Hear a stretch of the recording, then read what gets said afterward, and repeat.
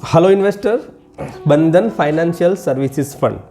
So IDFC Mutual Fund is now Bandhan Mutual Fund और बंधन mutual fund का एक NFO आ रहा है Bandhan financial services fund. Investors, I am here to help you, I am not here to impress you. So थोड़ा बहुत channel को subscribe कर दीजिए और वीडियो आखिर तक देखिए तो आपको एज एन इन्वेस्टर बहुत ज़्यादा जानकारी मिलेगी, कुछ ना कुछ तो जानने को मिलेगा. और एक लाइक बटन दबा दीजिए ताकि हमको भी थोड़ा मोटिवेशन मिले नेक्स्ट वीडियोस बनाने के लिए. और चैनल को अभी तक सब्सक्राइब नहीं किया है तो काइंडली सब्सक्राइब इट. तो वाई फाइनेंशियल सर्विसेज नाउ. तो solid track record of wealth creation. Financial services ने निफ्टी 500 से काफ़ी ज़्यादा आउट परफॉर्म किया है. निफ्टी 500 का रिटर्न 2005 से लेके अब तक का 10 गुना बढ़ा है. तो फाइनेंशियल सर्विसेज 18 गुना बढ़ा है.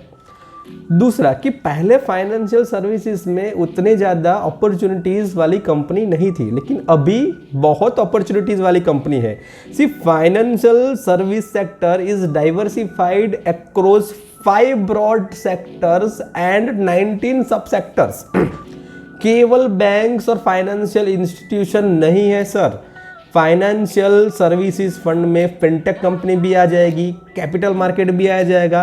Capital market includes your asset management company, depository भी आ जाएगा, एक्सचेंज एंड डेटा प्लेटफॉर्म्स भी आ जाएंगे, फाइनेंशियल प्रोडक्ट डिस्ट्रीब्यूटर्स भी आ जाएंगे जो अब से पहले लिस्टेड नहीं थे, लाइक प्रूडेंट. एएमसीज भी आ जाएगी, स्टॉक ब्रोकिंग फर्म भी आ जाएगा, इंश्योरेंस भी आ जाएगा. तो ये सेक्टर का आउटलुक यहाँ से क्यों अच्छा लग रहा है, इसकी हम बात करेंगे. तो एक बात समझिए कि अभी क्या हो रहा है कि जनधन अकाउंट बढ़ रहे हैं, मोबाइल भी बढ़ रहे हैं और आधार भी ज़्यादातर इंडियंस के पास आधार हो गए हैं. तो इससे क्या होगा कि डिजिटल पेमेंट्स मेरे बढ़ जाएंगे. डिजिटल पेमेंट्स बढ़ जाएंगे, अकाउंट्स अगर बढ़ जाएंगे तो लोन लेने वालों की संख्या बढ़ जाएगी. लोन लेने वालों की संख्या बढ़ जाएगी तो जाहिर सी बात है कि फ़ायदा बैंक को पड़ेगा, बैंक को जाएगा, बैंक्स एंड फाइनेंशियल सर्विसेज को फ़ायदा जाएगा. सर आप कोई भी लोग से अभी पूछोगे जो मिडिल क्लास है, अपर मिडिल क्लास है और वो जॉब कर रहा है, तो सर लोन कहीं ना कहीं से तो उन्होंने लिया ही होगा.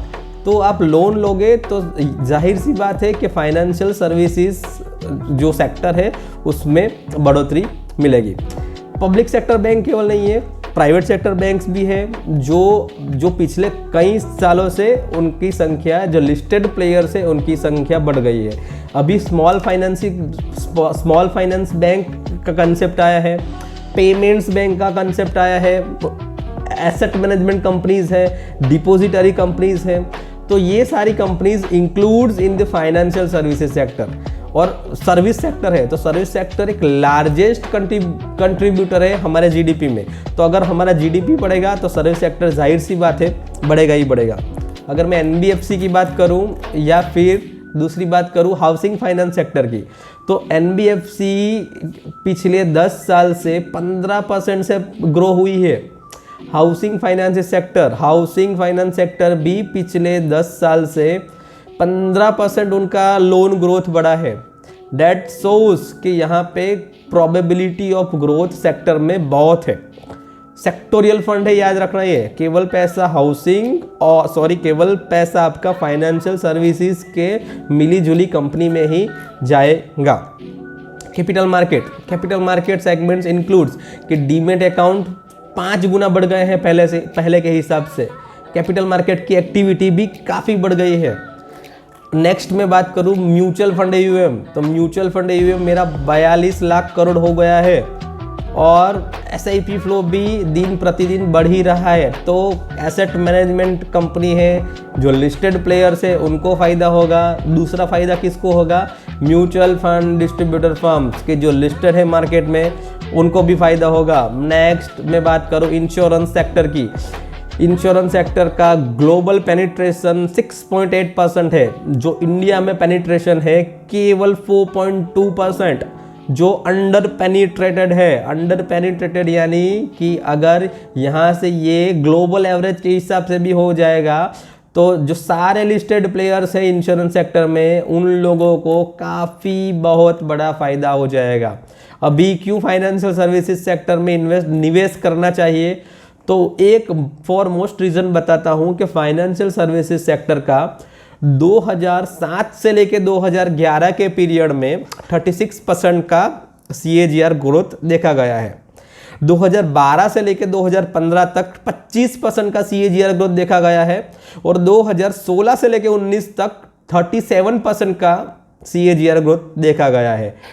2020 टू टिल डेट 2023 -23% का ग्रोथ है। मींस ग्रोथ आया ही नहीं है, अप साइकिल अपॉर्चुनिटी आगे लग रही है। सो यहाँ से आप अगर फाइनेंशियल सर्विसेज सेक्टर में निवेश करेंगे तो अच्छा रिटर्न बनने का संभावना मेरा बढ़ जाता है। How Bandhan mutual fund is running this fund, flexi cap approach से पैसा मेरा निवेश होगा, ग्रोथ ओरिएंटेड पोर्टफोलियो होगा, debt will be actively managed and bottom up stock selection होगा मेरा। फंड मैनेजर है इसके सुमित अग्रवाल जी और मनीष गुनवानी जी। मनीष गुनवानी जी बहुत बड़ा नाम है म्यूचुअल फंड इंडस्ट्री में सर, आपने अगर सुना ही होगा। तो दैट इज ऑल अबाउट बंधन फाइनेंशियल सर्विसेज सेक्टर फंड। निवेश करने से पहले अपने फाइनेंशियल एडवाइजर का संपर्क जरूर करें। चैनल अभी तक सब्सक्राइब नहीं किया है तो चैनल सब्सक्राइब कर ले। Thank you.